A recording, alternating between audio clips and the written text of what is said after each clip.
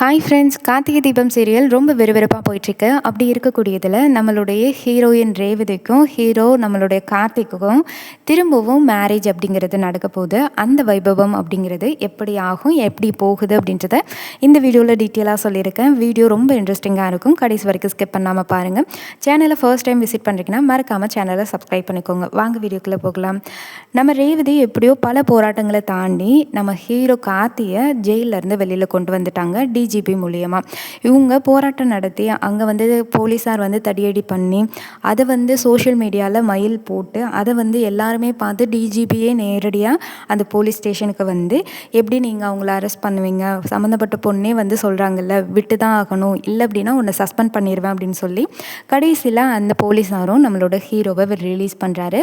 Release பண்ணதுக்கப்புறம் நம்ம hero heroine 2 பேருமே பாட்டியோட வீட்டுக்கு வந்துடுறாங்க. அப்படியே இன்னொரு பக்கம் என்ன நடக்குதுன்னா, மயில் இந்த போராட்டம் நடந்தது, தடியடி நடத்தினது, அதாவது லத்தி சார்ஜ் பண்ணது எல்லாத்தையுமே சோஷியல் மீடியாவில் வீடியோஸாக போடுறாரு. அதனால தான் ப்ரெஸ் பீப்புள்ஸ்லேருந்து எல்லாருமே வந்து கார்த்தியும் வெளியில் வந்தது. இதை வந்து நம்மளோட சிவனாண்டி பார்த்துடுறாரு. பார்த்துட்டு டேரெக்டாக நம்ம சந்திராவுக்கு ஃபோன் பண்ணுறாரு. என்ன தான் நடக்குது, என்ன தான் பண்ணுறீங்க அப்படின்னு சொல்லிட்டு. எதுவுமே உனக்கு தெரியாதா அப்படின்னு சொல்லிட்டு நான் ஒரு வீடியோ அனுப்புகிறேன், நீ அதை பாரு அப்படின்னு சொல்கிறாரு. அதை பார்த்துட்டு சந்திரா வந்து உடனே அவங்க அக்கா சாமுண்டீஸ்வரிட்ட போகிறாங்க. அந்த டிரைவர் பையன் வெளியில் வந்துட்டான், அதுக்கு காரணம் உன் மக தான், உன் மக அந்த டிரைவர் பயலுக்காக போராட்டம் தான் நடத்திருக்கா தெரியுமா அப்படின்னு சொல்லி அந்த வீடியோவை காமிக்கிறாங்க. அதிர்ச்சி ஆகுறாங்க சாமுண்டீஸ்வரி. உடனே சந்திராவை பார்த்து கேட்குறாங்க, உனக்கு தெரிஞ்ச இன்ஸ்பெக்டர் தானே சொன்னேன், எப்படி அவர் வெளியில் விட்டார், அவனை வெளியில் விடக்கூடாதுன்னு சொன்னல, எவ்வளோ பணம் வேணாலும் தரேன்னு சொன்னல, எப்படி விட்டான் அப்படின்னு சொல்லி கேட்குறாங்க.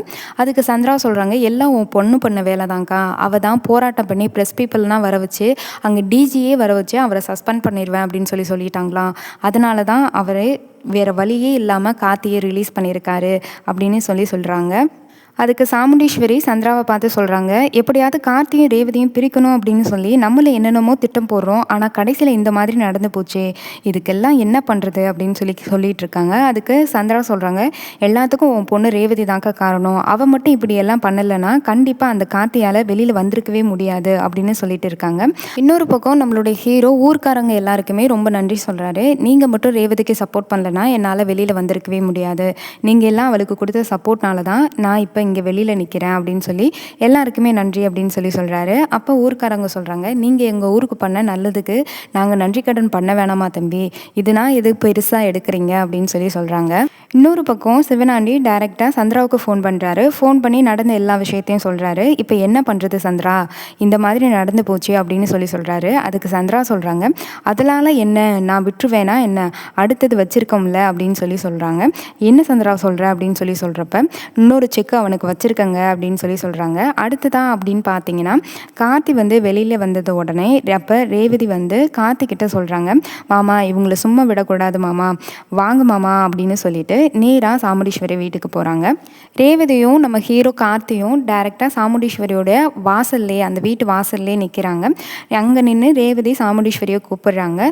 ரேவதி அவங்க கிட்ட சொல்கிறாங்க, என் மாமாவை என்கிட்ட இருந்து பிரிக்கிறதுக்காக நீங்கள் என்னெல்லாம் பண்ணியிருக்கீங்க, ஆனால் எதுவுமே பழிக்காத மாதிரி ஆயிடுச்சுல்ல, எங்களுக்காக இந்த ஒட்டுமொத்த ஊருமே எங்களுக்கு ஆதரவாக இருந்திருக்கு, நீங்கள் இன்னுமே எங்கள் 2 பேரையும் பிரிக்கணும் அப்படின்னு சொல்லி தான் நினைக்கிறீங்க, அது இதோட நீங்கள் முடிச்சுக்கோங்க அப்படின்னு சொல்கிறாங்க. அப்போ ராஜராஜன் வந்து எல்லாரும் ஓடி வர்றாங்க. வந்து என்னம்மா ரேவதி ஓ நெத்தியில் காயம் அப்படின்னு கேட்குறாங்க. மாப்பிள்ளை நீங்கள் வெளியே வந்துட்டீங்களா அப்படின்னு ராஜராஜன் கேட்குறாரு. அப்படி கேட்குறப்ப ரேவதி வந்து, இங்கே பாருங்கப்பா, எனக்கும் இந்த வீட்டுக்கும் இனிமேல் எந்த வித சம்மந்தமும் கிடையாது அப்படின்னு சொல்லிட்டு இருக்காங்க. அப்போ ராஜராஜன் சொல்கிறாரு, உன் தலையில் அடிபட்டுருக்குமா, வாமா நான் ஃபர்ஸ்ட் எய்ட் பண்ணுறேன் அப்படின்னு கூப்பிடுறாரு. அதெல்லாம் ஒன்றும் வேணாப்பா, இனிமேல் அம்மாவுக்கும் எங்களுக்கும் எந்த சம்மந்தமும் கிடையாது, உங்களுக்கும் எனக்கும் எந்த வித ஒட்டும் கிடையாது, உறவும் கிடையாது, இதை சொல்லிட்டு போகலாம் அப்படின்னு தான் வந்தேன் அப்படின்னு சொல்கிறாங்க. இதை பார்த்ததுமே சாமுண்டீஸ்வரி அப்படியே இன்னும் கோவத்தோடைய உச்சக்கட்டத்துக்கே போகிறாங்க. அப்போ நமக்கு ஹீரோ கார்த்தி சொல்கிறாரு, என் பொண்டாட்டிக்கு எதுவும் ஆச்சு அப்படின்னா நான் யாரையும் சும்மா விட மாட்டேன், நீங்கள் யாரை பேச்சு கேட்டுக்கிட்டு இப்படியெல்லாம் ஆடிட்டுருக்கீங்க அப்படின்றது எனக்கு நல்லாவே தெரியும், இதோடு நீ நிப்பாட்டிக்கோங்க அப்படின்னு சொல்கிறாங்க.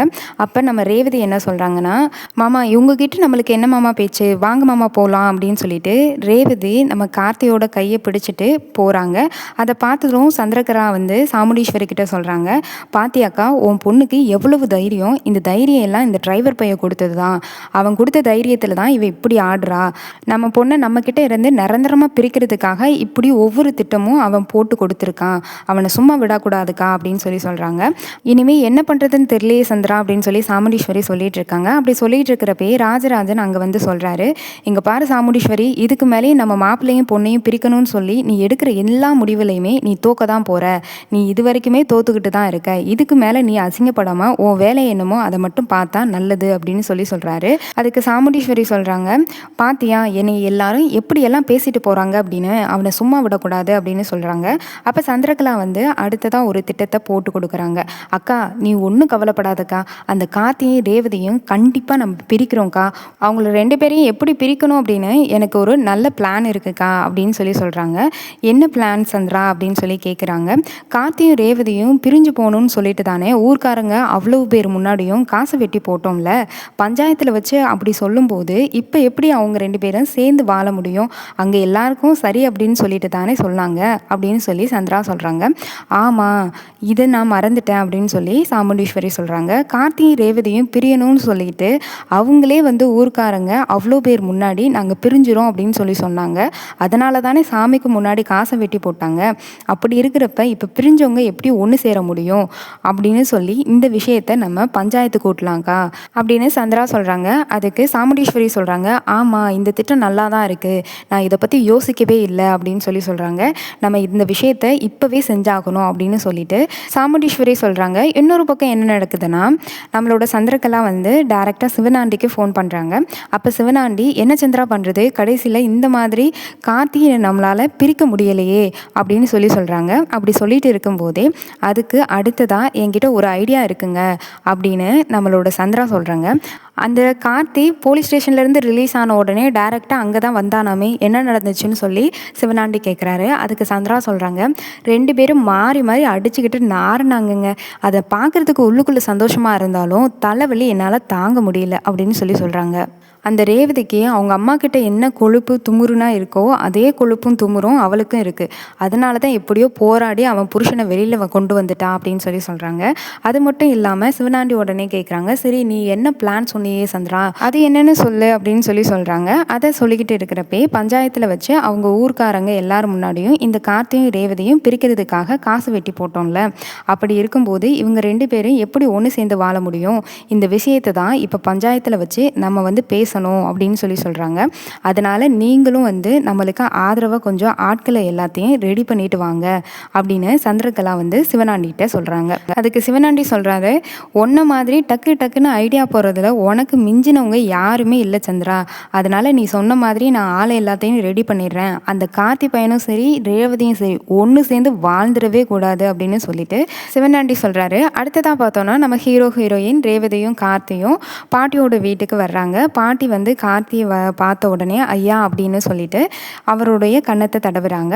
கவலைப்படாதீங்க பாட்டி, அதான் நான் வெளியில் வந்துட்டேன்ல அப்படின்னு சொல்கிறாங்க. ரேவதி நீ கார்த்தியை எப்படி அழைச்சிட்டு வந்துடுவேன்னு எனக்கு நல்லா தெரியுமா அப்படின்னு சொல்கிறாங்க. அடுத்தது சரி நீங்கள் 2 பேரும் போய் சாப்பிடுங்க அப்படின்றாங்க பாட்டி. நீங்கள் சாப்பிட்டீங்களா அப்படின்னு நம்ம ஹீரோ பாட்டியை கேட்குறாங்க. சாப்பிட்டோம்ப்பா, உன் பேரில் ஒரு அர்ச்சனை பண்ணணும், அதனால நான் கோயிலுக்கு போயிட்டு வந்துடுறேன் அப்படின்னு சொல்லிட்டு பாட்டி அங்கேருந்து கிளம்புறாங்க. அடுத்தது பார்த்தீங்க அப்படின்னா ரேவதி தான் காட்டுறாங்க. ரேவதி சோகமாக உட்காந்துருக்காங்க. அப்போ கார்த்தி வந்துட்டு சாப்பாடு சாப்பிட்டியா அப்படின்னு சொல்லி கேட்குறாரு. ரேவதி இல்லை மாமா, எனக்கு பசிக்கல மாமா அப்படின்னு சொல்கிறாங்க. என்ன சொல்கிற ரேவதி, சாப்பிடாம எப்படி இருப்ப, டேப்லெட் எல்லாம் போகணும்ல அப்படின்னு சொல்லிட்டு நம்ம ஹீரோ போய் சாப்பாடு எடுக்க போகிறாரு. எடுத்துகிட்டு வந்துட்டு சாப்பிடு ரேவதி அப்படின்னு சொல்கிறப்ப எனக்கு மனசே சரியில்லை மாமா அப்படின்னு சொல்கிறாங்க. ஏன் ரேவதி, நீ எதையும் கவலைப்படாத சாப்பிடு அப்படின்னு சொல்கிறாங்க. எங்கள் அம்மா உங்களை இப்படி தண்டிப்பாங்கன்னு நான் நினைக்கவே இல்லை மாமா, என்னையை அவங்க கூட வச்சுக்கணும் அப்படின்ற காரணத்துக்காக உங்களை இப்படி தண்டிக்கிறாங்களே மாமா, இது கொஞ்சமாச்சும் நியாயமா அப்படின்னு சொல்கிறாங்க. அதுக்கு நம்ம ஹீரோ சொல்கிறாரு, உனக்கு எல்லாமே தெரியும் தானே, இது எல்லாத்துக்கும் காரணம் உங்கள் சித்தி தானே விடு அப்படின்னு சொல்கிறாங்க. அதுக்கு ரேவதி சொல்கிறாங்க, என்னதான் இருந்தாலும் அம்மாவுக்கு தெரியாதா மாமா அப்படின்னு சொல்லிட்டு இருக்காங்க. நீ ஏன் பழசுகள் எல்லாத்தையும் நினச்சிட்டு இருக்க, விடு பார்த்துக்கலாம் அப்படின்னு சொல்லிட்டு இருக்காரு. எப்படி மாமா விட முடியும், என்ன இருந்தாலும் இந்த அளவுக்கு போவாங்கன்னு சொல்லி நான் கொஞ்சம் கூட எதிர்பார்க்கவே இல்லை அப்படின்னு சொல்லிட்டு இருக்காங்க. அதுக்கு நம்ம ஹீரோ உன் தலையில் வேற அடிபட்டிருக்கு, நீ முதல்ல சாப்பிடு அப்படின்னு சொல்லி சாப்பாடு ஊட்டி விடுறாரு. அப்போ ரேவதியும் மாமா நீங்கள் சாப்பிட்டீங்களா மாமா அப்படின்னு கேட்குறாங்க. அவங்களும் கார்த்திக்கு ஊட்டி விடுறாங்க. அண்ட் இப்படி இருக்கிறப்ப ரேவதி பார்த்தோம் அப்படின்னா ரொம்பவே சோகத்தோடு இருக்கும்போது கார்த்தி அவங்களுக்கு காதல் சொல்லிட்டு இருக்காங்க. அதாவது ரேவதி நீ கவலைப்படாத, எல்லாம் சரியாயிடும் அப்படின்னு சொல்லிட்டு இருக்கும்போது அடுத்ததான் என்ன நடக்குது அப்படின்னு பார்த்தீங்கன்னா இந்த பிரச்சனை எல்லாம் விஸ்வரூபமாக மாறுது. அதாவது பெரிய பிரச்சனையாக மாறுது. நம்ம சாமுண்டீஸ்வரி பஞ்சாயத்தில் போய் இந்த விஷயத்தை எல்லாத்தையுமே சொல்லியிருக்காங்க. என்னென்ன அப்படின்னு கேட்டிங்கன்னா, இப்படி அவங்க 2 பேருமே ஊர்க்காரங்க முன்னாடி தான் காசு வெட்டி போட்டாங்க. அப்படி இருக்கும்போது எப்படி அவங்க 2 பேரும் திரும்ப ஒன்று சேர்ந்து வாழ முடியும், அதனால தான் இந்த பஞ்சாயத்தை கூட்டணும் அப்படின்னு நான் சொன்னேன் அப்படின்னு சொல்கிறாங்க. அடுத்தது பஞ்சாயத்தை கூட்டுறாங்க. இந்த விஷயம் தொடர்பாக தண்டோரா அடிக்கிறாங்க. கார்த்தி மேலே சாமுண்டீஸ்வரி அம்மா பிராது கொடுத்துருக்காங்க அப்படின்னு சொல்லிட்டு பஞ்சாயத்தும் கூடுறப்ப கார்த்தி காதுக்கு போகவும் உடனே கார்த்தியும் ரேவதியும் அழைச்சிட்டு வர்றாங்க. அந்த பஞ்சாயத்தில் ரேவதி இது எல்லா பிரச்சனைக்கும் பின்னாடி இருக்கக்கூடிய காரணம் எங்கள் சித்தி சந்திரகலா தான் அப்படின்னு அவங்க மேலே சொல்லிட்டு இருக்காங்க. அப்படியே சொல்லிட்டு இருக்கப்ப இந்த ஒரு சைட் பார்த்தீங்க அப்படின்னா இந்த விஷயம் அப்படிங்கிறது வீட்டில் இருக்கிற எல்லாருக்குமே தெரிஞ்சுது. ராஜராஜன், மயில் வாகனம் எல்லாருமே மிகவும் ரொம்ப ரொம்ப ஷாக் ஆகுறாங்க. என்ன அடுத்த பிரச்சனை வந்துருச்சோ தெரியல, இந்த சந்திரகலா இருக்கிற வரைக்கும் பிரச்சனைக்கா பஞ்சம் அப்படின்னு சொல்லிட்டு இருக்காங்க. அப்போது ராஜராஜன் சாமுண்டீஸ்வரியை பார்த்து சொல்கிறாரு, ஈஸ்வரி நீ என்ன பண்ணாலும் சரிதான், நம்ம மாப்பிள்ளைக்கிட்ட இருந்து ரேவதியை கண்டிப்பாக பிரிக்க முடியாது, அப்படிங்கும்போது நான் பிரித்து தான் காட்டுவேன் அப்படின்னு சொல்லிட்டு நீ பண்ணுறதெல்லாம் கொஞ்சம் கூட சரியில்லை அப்படின்னு சொல்கிறாரு. இப்போ ராஜராஜன் ரொம்பவே திட்டுறாரு.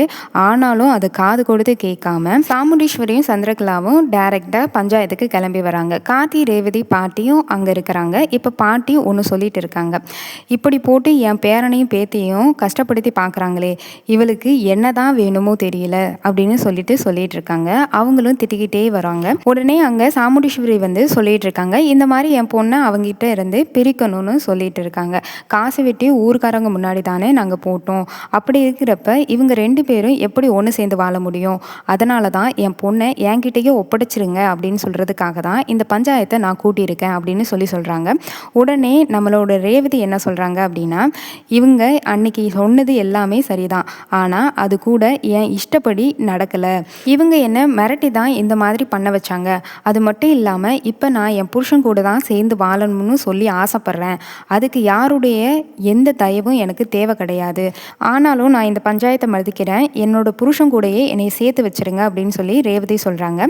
அப்போ நம்ம ஊர்க்காரங்க என்ன சொல்கிறாங்கன்னா, சாமுண்டீஸ்வரியை பார்த்துட்டு, என்னம்மா உன் பொண்ணு தான் மனசு மாதிரி இனிமேல் கார்த்தி கூட தான் சேர்ந்து வாழ போகிறேன் அப்படின்னு ஆசைப்படுதில்ல, அவங்க 2 பேரையும் சேர்த்து வைக்கிறது தானே நியாயம். அது மட்டும் இல்லாமல் அன்னைக்கு காசு வெட்டி போட்டது சரிதான், இது உங்கள் இஷ்டத்துக்கு தான் நடந்திருக்குது, ரேவதியோட இஷ்டத்துக்கு நடக்கவே இல்லையே.